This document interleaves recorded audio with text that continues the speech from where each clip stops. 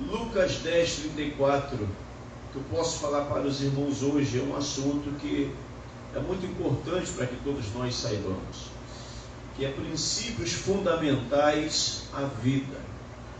Princípios significa prioridades, coisas principais. Princípio significa aquilo que vem primeiro. E você leu comigo aqui Lucas 10, 34, e quando nós lemos esse texto, todos nós já sabemos que está tratando sobre a parábola do bom samaritano. O que é importante que nós possamos aprender nesta noite é que muitos eruditos, muitos teólogos, muitos profundos conhecedores das Escrituras, eles acreditam que esta parábola contada por Jesus, ela representa três coisas. Ela representa o amor de Deus, ela representa a misericórdia, ela representa a compaixão do Senhor na vida daquela pessoa que um dia ela foi alcançada pela misericórdia de Jesus. Então, quando você olhar para Lucas, quando se inicia no versículo 25, que trata dessa parábola, está embutido aqui neste assunto exatamente esses três detalhes importantes, que é o amor, que é a misericórdia e a compaixão de Deus na vida de alguém que um dia foi alcançado, um dia foi chegado a graça de Deus na vida desta pessoa. E quando você conhece a graça de Deus, você conhece essas três coisas. Consequentemente, nesta parábola, existem aqui alguns princípios, e esses princípios, gostaria que você gravasse isso no seu coração, que esses princípios são fundamentais à vida. Sem esses princípios aqui, a vida ela perde o sentido. Sem esses princípios fundamentais, que nós vamos achar apenas no versículo 34, se nós não tivermos esses princípios, você pode dar qualquer nome a esse texto. Se esses princípios não estivessem aqui, seria apenas, queridos, um versículo a mais da Bíblia, e não mais do que isso. O primeiro princípio que nós encontramos aqui dentro desse versículo 34 de Lucas 10, e é um princípio fundamental à vida, eu digo que é a alegria. Nós vamos encontrar dentro desse versículo 34 o primeiro princípio, que é o princípio fundamental à vida, que é a alegria. Eu gostaria que vocês entendessem que naquele período, por falta de medicação, quando alguém se machucava, quando alguém se feria de alguma maneira, era muito comum se usar vinho. Quando alguém se feria naquela época, não existia o recurso de remédios, de antibióticos, de alguma medicação que ajudasse a limpar ferimentos. Era muito difícil, quase não existia. A medicina não era avançada a tal ponto. Então o que eles faziam? Eles pegavam vinho e passavam sobre o ferimento, e quando o vinho era passado, era untado sobre a ferida, por causa do teor alcoólico, ele começava a desinfeccionar os ferimentos. Naquele período era muito comum, queridos, pessoas morrerem por infecção. Qualquer infecção que a pessoa tinha, dependendo de que tipo de infecção fosse, ela morria muito rápido. Não existia antibiótico, não existia nenhum recurso que pudesse salvar a vida de uma pessoa com uma infecção que já tivesse tomado conta de parte do seu corpo. Por isso o vinho ele era um excelente recurso naquela hora. O vinho era muito usado nesse momento. No entanto, perceba, da mesma forma que o vinho ele ajudava a limpar um ferimento, desinfeccionar um ferimento, a salvar uma vida, o vinho também traz em si um simbolismo, e é um simbolismo bíblico, que representa a alegria. O vinho ele era usado tanto para desinfeccionar um ferimento grave, como o vinho também era muito usado, principalmente, posso dizer assim, usado dentro de um simbolismo bíblico, como algo que representa alegria. O judeu, quando olhava para o vinho, percebia que o vinho não era apenas uma bebida, não era apenas uma bebida forte, mas trazia esse simbolismo por trás de alegria. Quando você olha em Eclesiastes capítulo 10, versículo 19, apenas a parte A, o início dele, olha o que diz aí, Eclesiastes 10, 9, no slide: o banquete é feito para divertir, e o vinho torna a vida alegre.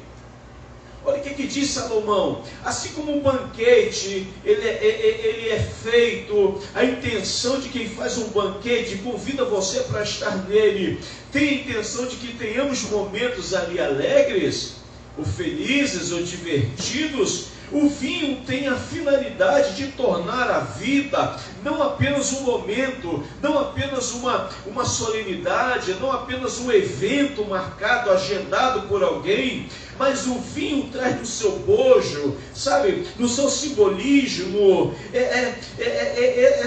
essa figura da alegria, de tornar a vida alegre. Por isso precisamos observar, queridos, que a necessidade que temos não só de levarmos cura para as pessoas, há uma necessidade em nós, como servo do Senhor, de levarmos cura para o ferido, sabe? De ajudar alguém, mas também de levar alegria para as pessoas. Que a gente não fique apenas preocupado com as feridas que as pessoas carregam em si, com seus traumas. A palavra trauma no grego significa ferida. Que Deus possa usar você para curar alguém, que Deus possa usar você para desinfeccionar espiritualmente a vida de alguém, mas que você, que seja esta pessoa também, que produza alegria na vida de alguém, de uma pessoa. Porque eu entendo, irmãos, que a alegria ela tonifica, a alegria ela nos fortalece as emoções, a alegria ela adoça a vida, a alegria torna a vida mais leve. Como é bom quando você está perto de pessoas alegres. Neemias, ele diz assim, sabe, no capítulo 8, versículo 10, a parte B: este dia é consagrado ao nosso Senhor. Não se entristeçam, porque a alegria do Senhor os fortalecerá. Talvez a sua tradução diga: a alegria do Senhor, Ele é a nossa força. A alegria de Deus em nós, Ele nos fortalece. A alegria de Deus em nós tonifica as nossas emoções, adoça a nossa vida. Então entenda, igreja, o primeiro princípio fundamental à vida é a alegria. Como é bom estar perto de pessoas alegres. Ainda que tenhamos que atravessar, queridos, alguns vales, e alguns vales desses que a gente atravessa muitas vezes, são vales de aflições. Quantas vezes, se você parar para pensar, este ano de 2019, por quantos vales de aflições você atravessou, por quantos momentos aflitos, angustiantes, preocupantes, sabe? Por quantas vezes você foi despertada ou despertado no meio da noite com uma preocupação, ou teve dificuldades para dormir, porque naquela hora você estava num momento de aflição. Mas o que nós não podemos fazer é que, ainda que você atravesse por esses vales, você não pode abrir mão de ser uma pessoa alegre, da alegria na sua vida. Há coisa de um mês atrás, eu estava assistindo um documentário em que cientistas da Universidade de Harvard, eles fizeram pesquisa em milhares de pessoas. No final da pesquisa deles, eles descobriram uma coisa: que as pessoas alegres vivem mais anos do que aquelas que não são. Que as pessoas alegres têm mais longevidade, que as pessoas alegres conseguem, sabe, esticar a sua vida, enquanto aquelas pessoas que não conseguem ser alegres, estão sempre emburradas, de cara feia, a vida está sempre ruim, não existe momento bom. Essas pessoas, segundo esses cientistas, elas tendem a viver menos, porque elas trazem uma carga emocional e, consequentemente, essa psicossomática faz com que elas absorvam doenças, elas contraem doenças com mais facilidades. Eles descobriram nos hospitais que aquelas pessoas que são mais alegres conseguem se recuperar mais rápida do que aquelas que não são. Por isso é muito normal e comum, e eu acho interessante, aqueles chamados médicos da alegria. Quando essas pessoas se vestem de médicos, colocam o nariz assim de palhaço e levam violão, pandeiro e faz aquelas brincadeiras. Principalmente a gente vê muito isso acontecer na área de oncologia, né? Na oncologia pediátrica, aquelas crianças que estão ali, e quando aqueles médicos da alegria chegam naquele ambiente, que é um ambiente pesado, quem trabalha na área de saúde sabe disso. Você entrar numa sala, entrar numa enfermaria, obrigado, e você vê crianças que têm idade de ser, ou que já foram, ou tiveram a idade dos nossos filhos, ali passando por tratamentos que são terríveis, são difíceis, crianças que estão com câncer em um estágio avançado, e você olha para aquelas crianças ali, irmão, você faria qualquer coisa para tirá-las dali. E observe, quando esses médicos da alegria entram brincando, tocando violão, fazendo brincadeira, por mais que elas estejam ali sofrendo, por mais que seja triste aquele ambiente, o sorriso brota, elas brincam, e os médicos dizem que quando esses médicos da alegria visitam essas crianças, a recuperação delas é algo assustador, porque a alegria faz isto, a alegria nos rejuvenesce, a alegria nos torna mais vivo, a alegria, sabe, de uma forma que humanamente ninguém consegue entender ainda, a medicina ainda não descobriu isto, mas ela faz com que as células se fortaleçam e combata as células cancerígenas. Olha o que a alegria faz, é um princípio fundamental à vida.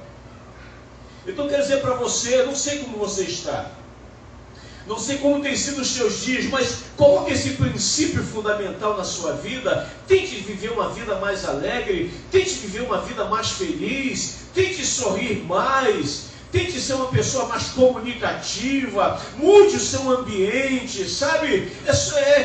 Deixe um pouco as coisas pesadas da vida para trás, ainda que algumas parecem que grudam na gente, mas de alguma forma tente ser mais feliz, tente ser alegre, porque a alegria do Senhor é a nossa força. Como a gente está quando nós estamos num ambiente alegre, a gente sai mais leve, a gente sai, a gente ri, a gente encarna e é encarnado, a gente zoa e é zoado, sabe? A gente é outra coisa, irmãos, é outro ambiente. O oxigênio é diferente. Eu posso imaginar um ambiente em que Jesus estava. Eu não consigo ver Jesus como esta pessoa carrancuda, de cara fechada, sabe? A qualquer momento querendo degolar alguém, e não vê Jesus assim. Tanto que por onde ele passava, ele não só atraía as multidões por causa dos milagres que ele fazia, mas porque ele era desse jeito. Ele era alguém que as pessoas tinham prazer de estar perto dele. Permita que as pessoas tenham prazer de estar perto de você, seja mais alegre. Provérbios 15, versículo 13 diz assim, olha, a alegria do coração transparece no rosto, mas o coração angustiado oprime o espírito. O coração alegre, em outra tradução diz, formoseia o rosto, mas uma alma abatida seca-se até os ossos. Que coisa ruim, irmãos, é você estar diante de alguém que só vive abatido, não tem uma notícia boa. E se você chegar alegre perto dessa pessoa, se prepara que tu pode ficar igual a ela, que ela pode até te contagiar. Então, se você não tiver condições de passar alegria para alguém assim, não chega nem perto, porque você vai sair pesado também. Então, como é bom alguém alegre, como é bom a gente ver pessoas alegres, felizes, sabe? Então, esse é o primeiro princípio fundamental à vida, dentro do versículo 34, que trata do vinho, que não só desinfeccionava, matava as bactérias fazer com que aquela pessoa pudesse ser curada, mas ao mesmo tempo esse mesmo vinho que acaba com essas bactérias, ele simboliza alegria, que essa alegria possa estar em nós. Ainda dentro do versículo 34, o segundo princípio fundamental à vida é a unção. Esse é um princípio, irmãos, que nós não podemos abrir mão dele, é a unção. O versículo 34 diz que o samaritano, ele aplicou azeite sobre o ferimento do caído. Observe, ele coloca azeite. Talvez alguém pense, pelo amor de Deus, pastor, não é possível que ele colocou azeite. Por que ele não colocou outro tipo de remédio ao invés de azeite? Por que ele não colocou um outro, sabe, outra substância? Mas colocou azeite sobre o ferimento? Eu nunca vi isso. Eu já vi alguém botar azeite em salada. Eu já vi alguém usar azeite para temperar comida. Eu já vi alguém tomar uma colher de azeite pela manhã, que os médicos dizem que faz muito bem. Eu sei que o azeite serve para um monte de coisas. Mas para botar azeite no ferimento, eu não sabia disso. Que finalidade tem um azeite no ferimento? Tudo bem que o vinho, pelo teor alcoólico, ele desinfecciona, mas o azeite, o que o azeite tem a ver com isso?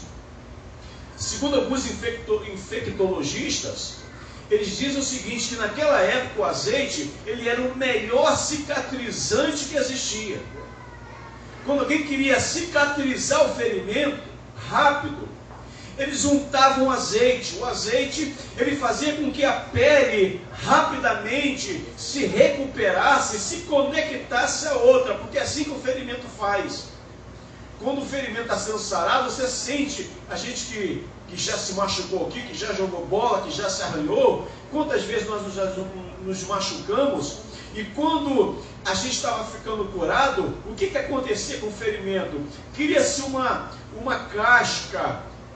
Aquilo ali é uma cicatrização, e rapidamente uma pele se une à outra, até que o ferimento some por completo. Então esses infectologistas dizem que o azeite, ele é um excelente cicatrizante, ele recupera a derme, a pele com muita rapidez. Mas observe, da mesma maneira que o azeite consegue ser um excelente, cicatrizante, dentro da simbologia bíblica também, ou espiritual, o azeite simboliza unção. Da mesma maneira que ele cicatriza, o azeite também significa unção, mas não uma unção qualquer, mas uma unção de Deus. Dentro da simbologia ou da tipologia bíblica, o azeite sempre foi usado para ungir, seja ungir o rei, ungir o profeta, ungir o sacerdote. Era o azeite que era usado, não era usado outro tipo de produto. O azeite, ele traz esse simbolismo do Espírito Santo. E você pergunta, pastor, o que é unção? Unção, ela é uma capacitação.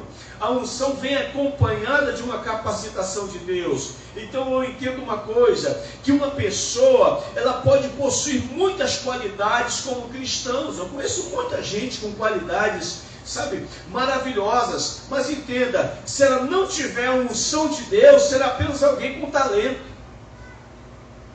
A pessoa pode saber fazer muitas coisas, ela pode ser alguém que você olha e diga, olha, essa pessoa, ela tem qualidades maravilhosas, mas não adianta a qualidade sem unção, sem a capacitação divina. Se você é alguém que tem talento, mas não tem unção, peça a Deus, Senhor, prefira a tua unção do que o talento. Por quê? Porque a unção, ou melhor, o talento, ele não produz efeito no mundo espiritual.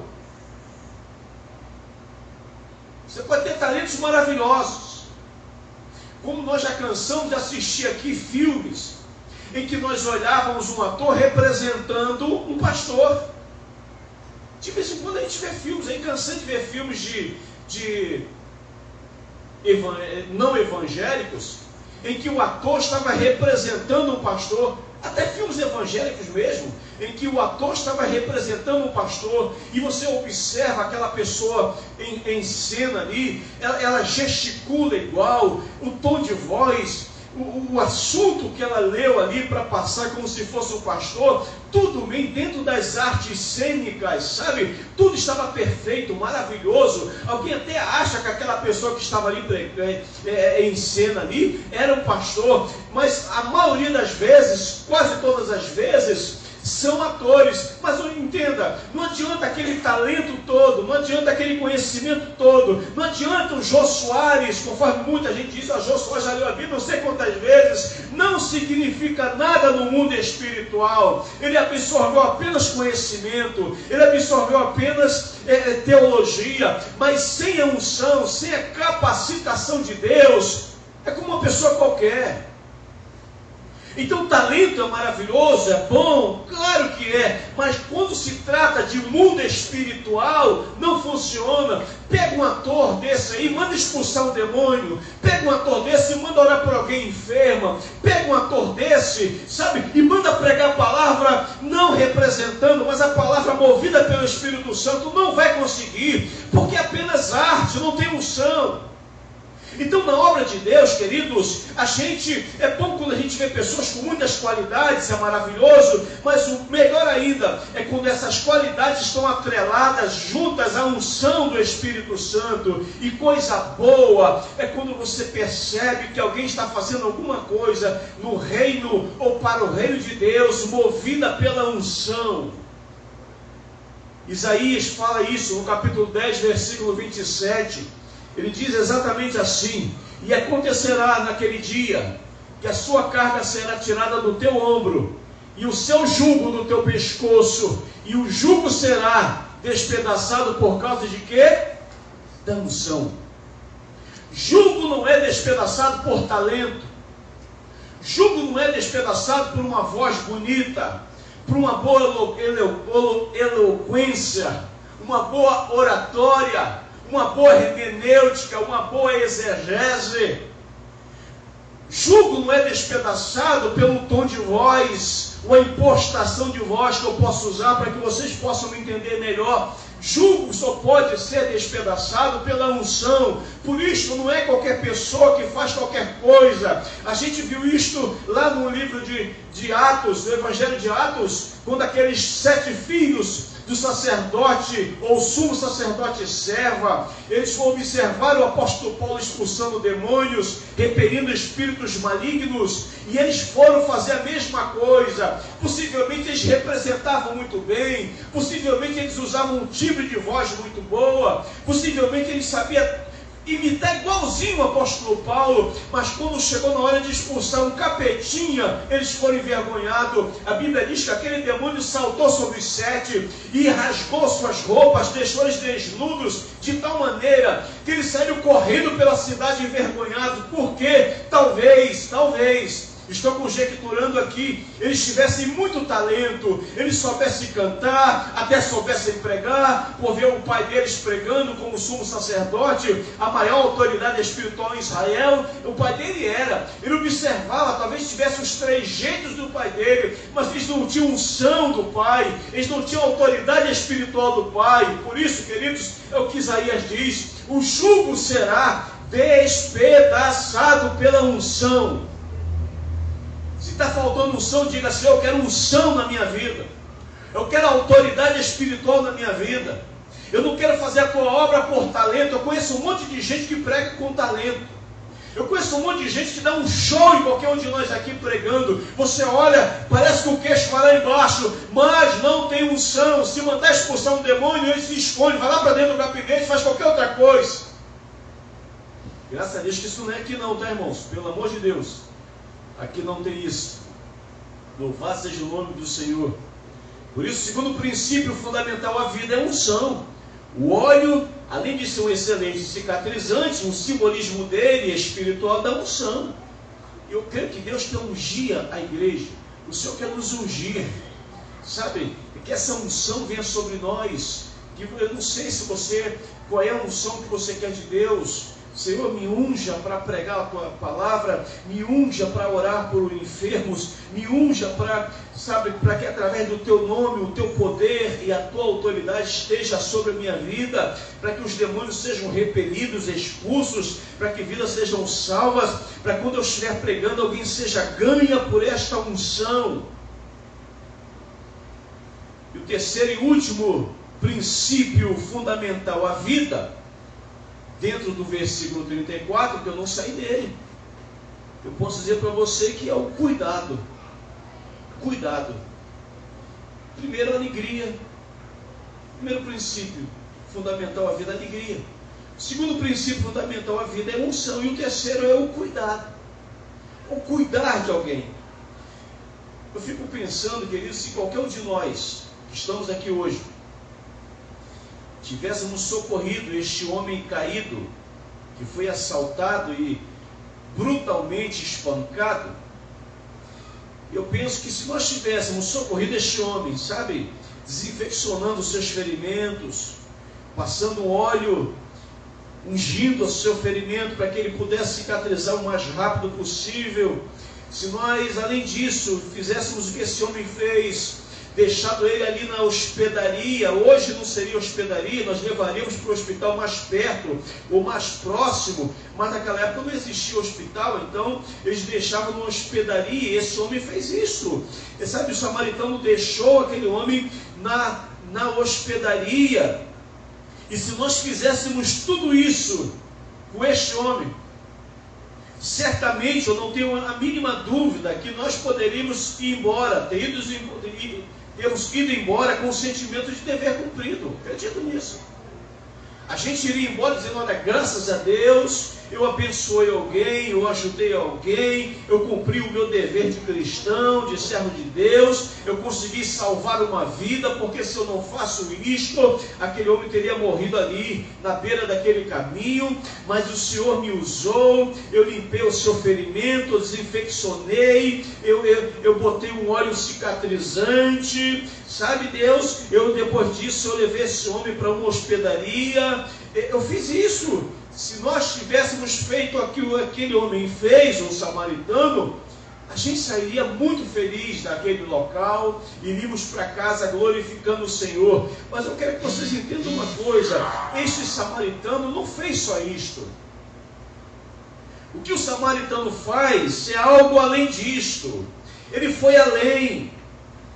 Ele foi além de um ato generoso, ele foi além, sabe, de simplesmente pegar, limpar o ferimento, passar óleo e colocar no local para que ele pudesse receber mais cuidados. Esse homem vai além disto. E eu penso que nós precisamos fazer igual este homem fez. Aqui eu entendo que o bom samaritano, ele descobre o terceiro princípio fundamental, e esse terceiro princípio fundamental é o cuidado. Perceba que este homem, ele leva esta pessoa para lá, e o versículo diz aqui claramente, o finalzinho do versículo 34 diz assim, levou para uma estalagem, talvez a sua Bíblia diga hospedaria, e o versículo termina dizendo, e cuidou dele. Ele não poderia simplesmente deixar lá e falar, olha, já fiz a minha parte, meu irmão, está tranquilo, eu já deixei pago aí, vamos cuidar. Mas o texto, quando diz assim, cuidou dele, não significa que ele larga, ele passa um certo período com este homem, ele observa ele percebe quais são as suas reações, ele vê se este homem está em condições de realmente ser deixado naquele ambiente, se ele poderia ir embora em paz, sabendo que alguém estaria substituindo ele. Esse homem, ele consegue descobrir esse terceiro princípio, e que eu penso o seguinte, irmãos, que esse princípio do cuidado significa uma preocupação. O cuidado aqui é uma preocupação. Isso nos faz entender, irmãos, que ajudar alguém dentro de uma necessidade é muito bom. Eu confesso para vocês, eu particularmente, quando eu consigo ajudar alguém, eu me sinto bem, eu fico feliz da vida. Por menor que seja a ajuda, eu saio dali feliz porque eu consegui ajudar alguém. Quando você pega alguém com uma necessidade e você consegue socorrer uma pessoa, por muitas e muitas vezes eu cansei de parar o carro na pista e socorri alguém. Por muitas vezes eu parei e socorri alguém diante de uma dificuldade. Agora na quinta-feira agora, eu estava saindo do culto lá da CBR, e quando eu estou saindo, pegando a calçada para ir para minha casa, eu vi duas meninas lá sentadas, assim num banco ali perto numa pracinha lá perto da igreja. Eu estou caminhando, de repente passa uma pessoa por mim, com a mochila nas costas, vai na direção dessas duas meninas e ficou fazendo alguma coisa ali. Eu pensei que era amigo delas, e eu continuei andando, tal, observei aquela cena ali, olhei. Daqui a pouco eu escutei um barulho, um som meio diferente. Eu falei, opa, esse cara não é amigo. Quando eu olhei, ele estava roubando a garota. As duas meninas falaram, ô meu amigo, que é isso aí, rapaz? Pode largar aí, sai fora. O cara ficou assim olhando para mim, com a mochila nas costas, a garota, ele está me roubando. Eu falei, meu irmão, vai embora, cara. Eu na mão. Eu falei, vai embora, amigo. Aí o cara olhou para mim e saiu correndo com a mochila nas costas, e a menina gritando assim na rua, pega ele, ele é ladrão, ele é ladrão. Não roubou nada. Mas entenda uma coisa, eu saí dali feliz porque, de alguma forma, eu consegui ajudar aquelas duas meninas que estavam sendo roubadas. Não sei se era assaltado, não vi se aquele cara estava armado, eu sei que eu corri risco fazendo isto, mas quando eu percebi que eu consegui ajudar essas duas meninas, eu saí bem. Porque aquelas meninas têm idade de serem minhas filhas. O cara, graças a Deus, se intimidou e foi embora correndo. Possivelmente, pode ser que ele não estivesse armado, eu não vi arma, mas de alguma forma eu pude ajudar aquelas meninas dentro de uma necessidade. Isso é bom? Claro que isso é bom, mas me permita falar para você, isso não é suficiente. Ajudar alguém é bom, mas não é suficiente, é preciso cuidar. O que este homem faz aqui, esse bom samaritano, ele não só ajuda, mas ele cuida, ele ficou observando, ele ficou dando um suporte. A igreja precisa disso. A igreja precisa não só socorrer o ferido, ajudar para que ele possa, ser curado das suas infecções da vida, mas cuidar dessa pessoa. O que acontece muitas vezes é que a gente está muito preocupado em pregar a palavra, e a gente prega para alguém, e a gente sabe, olha, já fiz da minha parte, o resto é por conta do Espírito Santo. Deus vai fazer o resto. Irmãos, olha bem, é claro que quem converte e convence ao Senhor, mas muitas vezes Deus quer que você permaneça por perto, que você cuide, você está levando o alimento, você está levando a oração, está levando a palavra, isso é maravilhoso, mas cuide da pessoa, porque às vezes a pessoa precisa de algo mais, e quando chega nesse algo mais, a gente passa para a conta de Deus, e Deus quer muitas vezes que você faça isso, que você tenha cuidado, que você não só ajude, mas que você cuide. Eu achei algo interessante agora recente. O irmão nosso em Cristo, chamado Severo,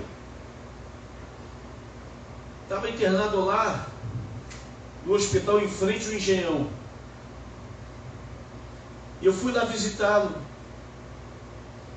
por 2 vezes.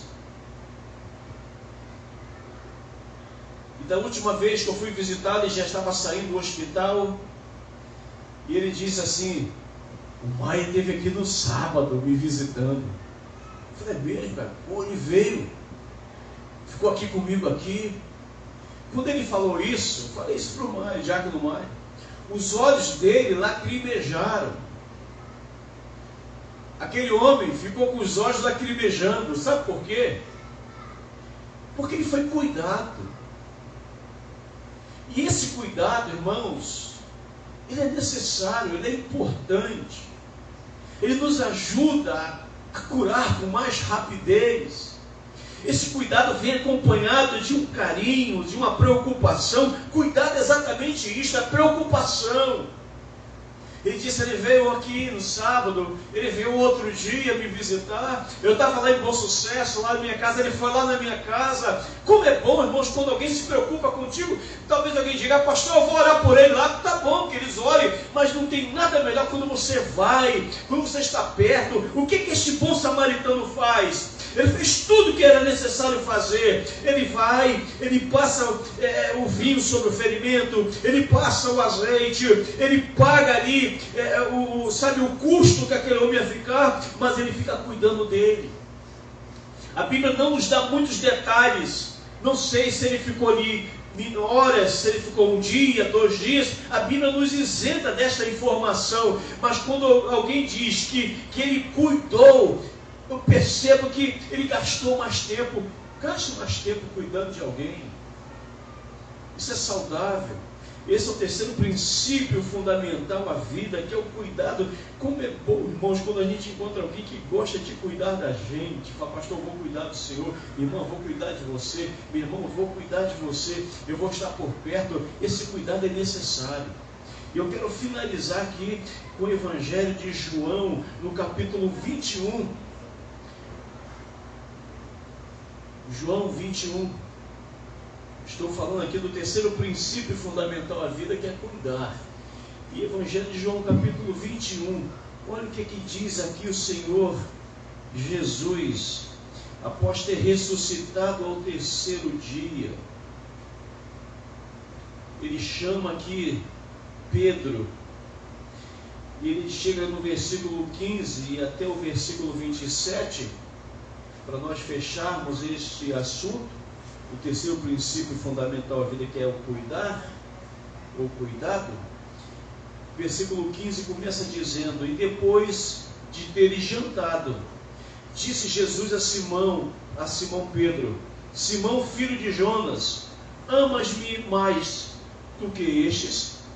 E ele respondeu: sim, Senhor, tu sabes que amo. Olha como é que termina o versículo 15. Disse-lhe Jesus: apacenta os meus cordeiros. Talvez sua Bíblia diga: cuida dos meus cordeiros. Versículo 16: tornou a dizer-lhes segunda vez: Simão, filho de Jonas, amas-me? Disse-lhe sim. Ou sim, Senhor, tu sabes que te amo. Disse-lhe agora Jesus: apacenta ou cuida das minhas ovelhas. E pela terceira vez, disse-lhes Simão, filho de Jonas, amas-me? Simão se entristeceu por ter dito a terceira vez, amas-me? E disse-lhe: Senhor, tu sabes de tudo, tu sabes que te amo. Jesus lhe disse: apacenta ou cuida das minhas ovelhas. Você percebe que o cuidado aqui, Jesus fez questão de frisar, terminando a sua conversa com Pedro, dizendo: cuida, por 3 vezes. Por 3 vezes o cuidado aqui, ele ocupa um espaço nessa conversa que Jesus teve com Pedro. Cuidado. Ele está dizendo: Pedro, se você me ama, quem me ama, cuida daqueles que me pertencem. Quem me ama, cuida. Quem me ama, zela. Quem me ama, apacenta. Quem me ama. Por isso que da mesma maneira que há 3 princípios fundamentais da vida, que é a alegria, que é a unção e o cuidar ou cuidado, também de 3 maneiras Jesus diz: cuida das minhas ovelhas, cuida das minhas ovelhas, cuida das minhas ovelhas. Que esse terceiro princípio, irmãos, faça parte de nós, que nós possamos cuidar mais um do outro. Sabe por que muita gente vai embora da igreja? Sabe por que muitas pessoas vão embora e você não vê nunca mais? Porque a gente não cuida muitas vezes. A gente recebe a pessoa ferida, a gente indica o remédio, a gente passa o remédio, a gente ora ungindo para que o Espírito Santo cicatrize, mas a gente não cuida. A pessoa vai ficando, chega uma hora que ela percebe que aquela necessidade de ser cuidada não existe, ela vai procurar outro lugar. Então a igreja precisa cuidar, nós precisamos cuidar uns dos outros, nós precisamos dar atenção, nós precisamos estar perto de alguém. Faça isso, queridos, em nome de Jesus, que eu fale por mim, cortando na minha carne, sabe? Que eu seja um pastor que cuida, não só que trata da ferida, que unge, e sabe, que leva a palavra de alegria, de unção, mas que também haja cuidado. Vamos colocar em pé, amados. Lucas 10, 34, que eu posso falar para os irmãos hoje, é um assunto que é muito importante para que todos nós saibamos. que é princípios fundamentais à vida. Princípios significa prioridades, coisas principais. Princípio significa aquilo que vem primeiro. E você leu comigo aqui Lucas 10, 34, e quando nós lemos esse texto, todos nós já sabemos que está tratando sobre a parábola do bom samaritano.